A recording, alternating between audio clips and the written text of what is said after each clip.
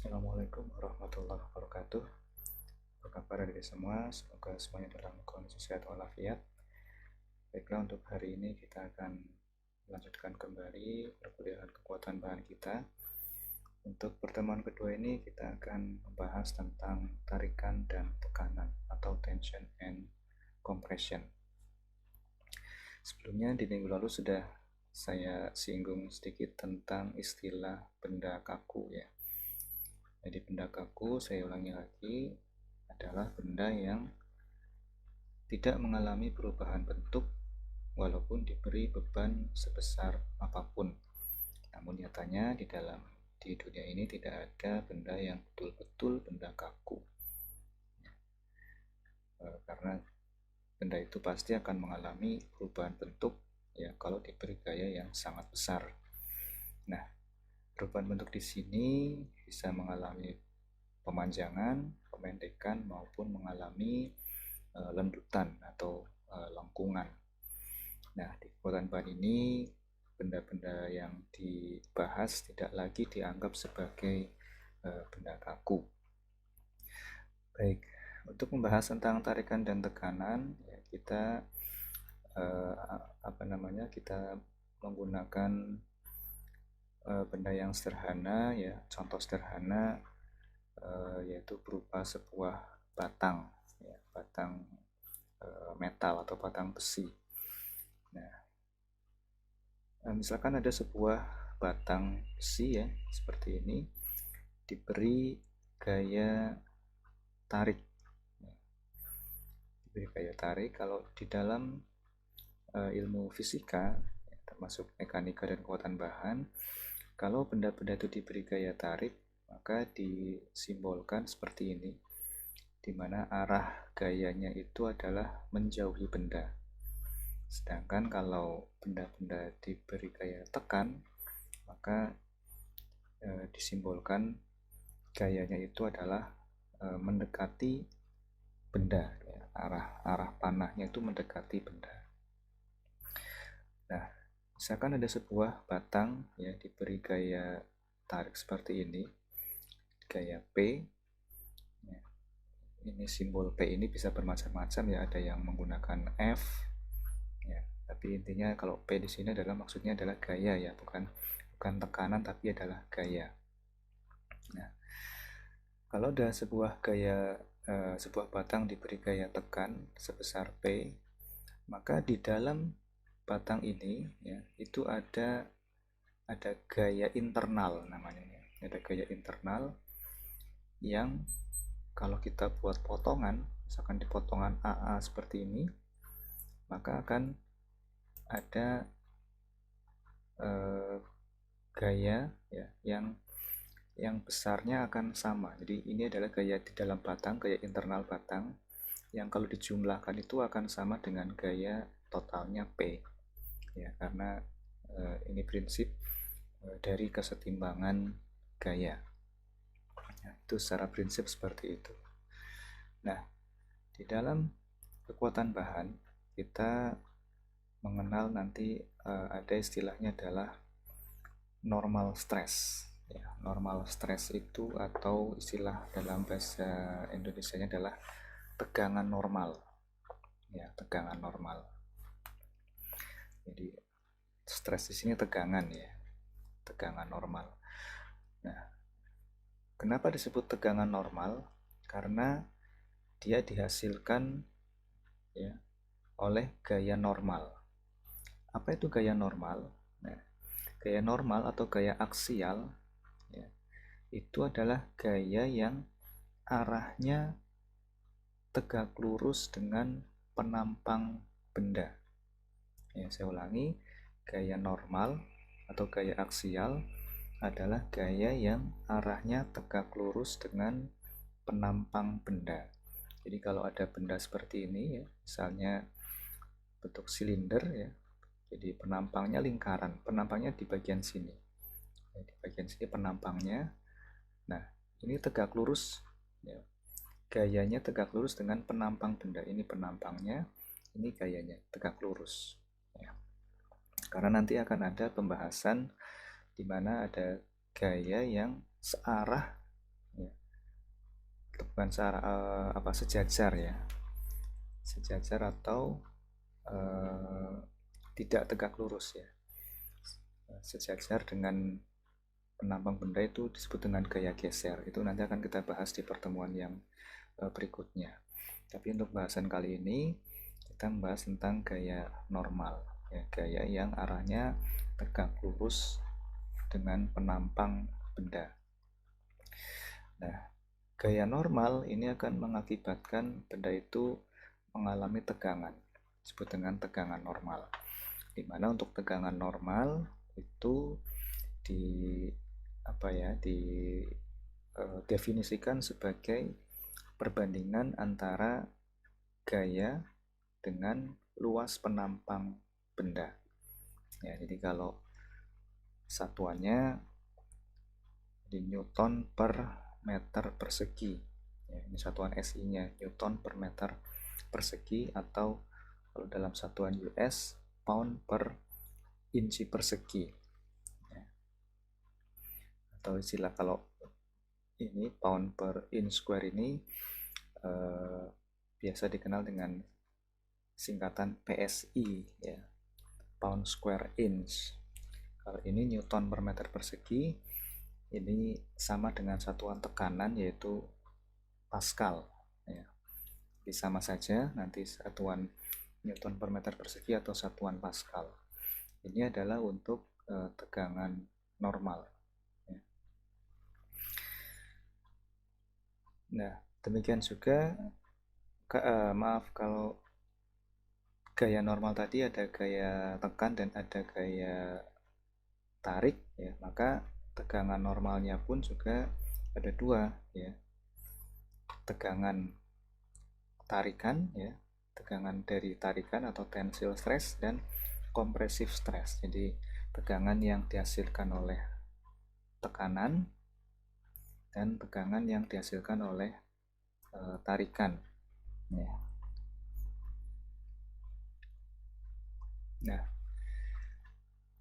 kemudian ini tidak semuanya kita bahas ya, nanti ada beberapa saja yang kita bahas di sini. Nah, selain tadi ada istilah tegangan normal, di dalam bahasa ini kita juga mengenal ada istilah namanya regangan ya. Jadi ada tegangan, ada regangan. Nah, karena dia dihasilkan oleh gaya normal, maka regangannya pun juga istilahnya regangan normal atau normal strain ya. Kali kalau regangan normal ini adalah perbandingan antara perubahan panjang dibagi dengan panjang mula-mula ya. Saya ulangi, kalau untuk regangan normal ini adalah perbandingan antara perubahan panjang dengan panjang mula-mula. Nah, karena regangan ini adalah satuannya sama ya, satuan panjang per panjang, maka regangan ini tanpa satuan atau tanpa dimensi, atau kalaupun ada satuan ya itu biasanya dengan satuan yang sama, misalnya meter per meter ya, milimeter per milimeter. Itu kalau untuk yang regangan normal. Jadi kalau ini ya contohnya, ini yang tegangan gaya normal seperti ini gambarnya, gaya aksial. Nah, ini penampang benda di sini, ini gaya normalnya, ini gaya yang tegak lurus dengan penampang benda. Kalau yang gaya geser yang sejajar dengan penampang benda, ini contohnya seperti ini. Jadi kalau ada sebuah silinder kemudian dipotong ini ya, ini ada pisau, misalnya ada pisau ini dipotong ya, maka gaya P-nya ya, ini yang memotong benda. Jadi antara gaya P dengan penambang benda ini sejajar ya. Jadi Ini adalah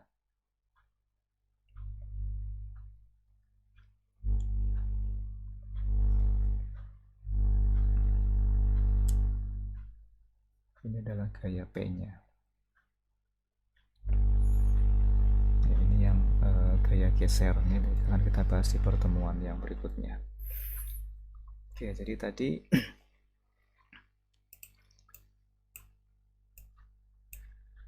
ada istilah tegangan ya. Tegangan ini simbolnya adalah sigma ya. Jadi ini adalah simbol sigma namanya. Dimana sigma ini adalah P per A ya. Kalau regangan ya,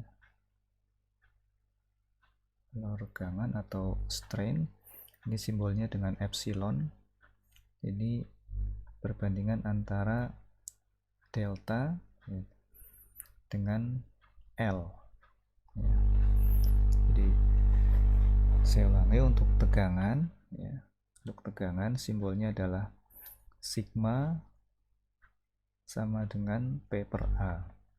Jadi sigma ini satuannya adalah Newton per meter persegi.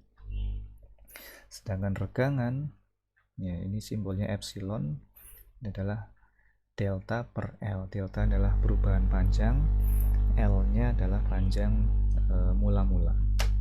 Ya. Nah, kemudian bagaimana hubungan antara tegangan dan regangan? Ya. Jadi ini sudah banyak sekali penelitian untuk mengetahui bagaimana hubungan antara tegangan dan regangan.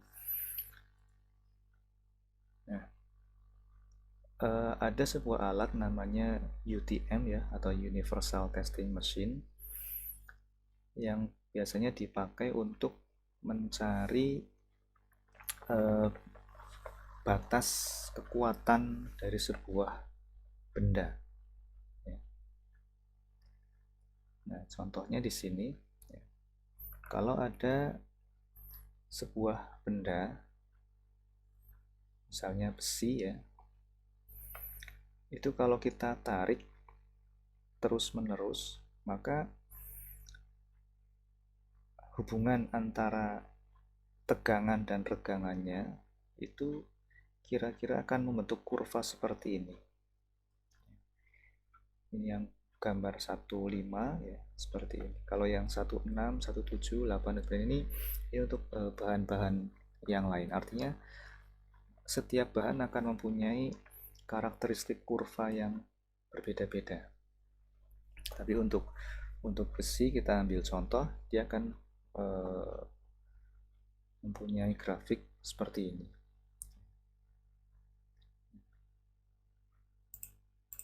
Kita ambil contoh yang untuk besi ini ya, gambar 15 ini. Di sini ada sumbu Y-nya adalah sigma atau tegangan, sedangkan X-nya adalah regangan. Jadi maksudnya, kalau benda ini kita tarik terus-menerus, ya kita tarik, jadi dia akan mengalami perubahan panjang di sini ya, grafik epsilonnya, perubahan panjangnya. Ini adalah tegangan atau gaya tariknya ya, jadi mungkin lebih gampangnya ini gaya tariknya, ini perubahan panjangnya. Kalau benda itu kita tarik terus-menerus, dia nanti akan lama-lama akan bertambah panjang terus ya, sampai suatu saat, suatu titik dia akan mengalami patah ya. Nah, namun ada hal yang menarik di sini ya. Jadi ada satu titik ya, di mana benda itu mengalami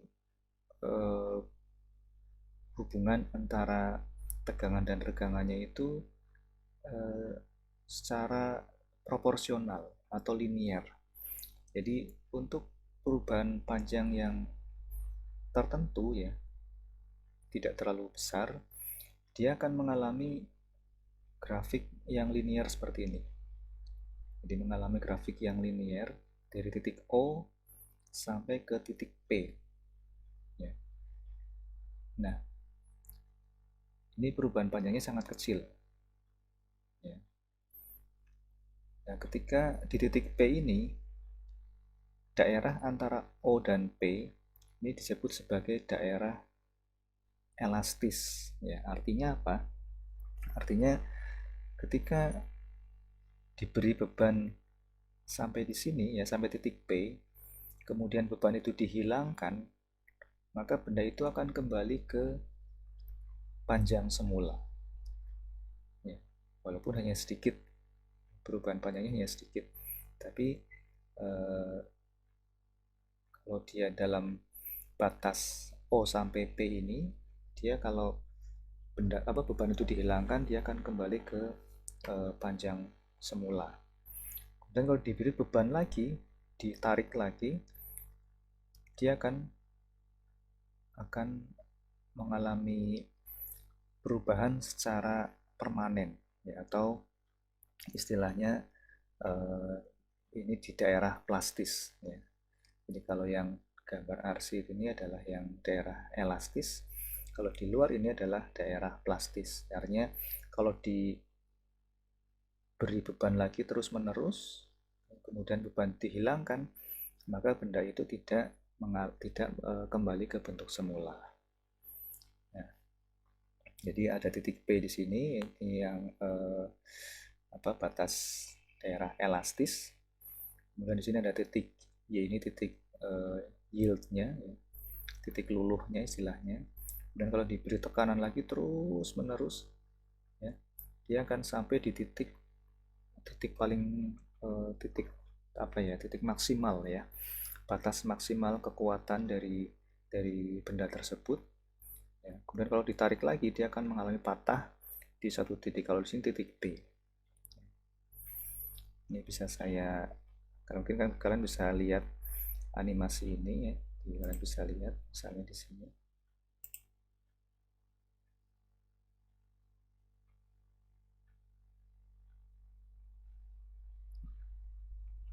Jadi di sini benda akan terus mengalami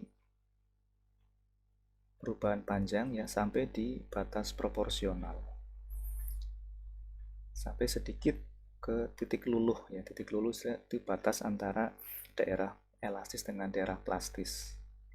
Tapi sampai di P ini adalah batas proporsionalnya, batas yang garis linearnya.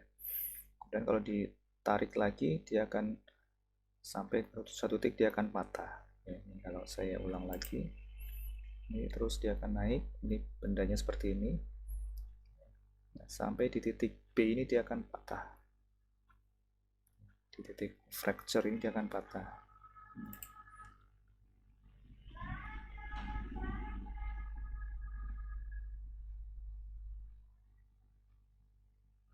Oke. Itu hubungan antara tegangan dan regangan.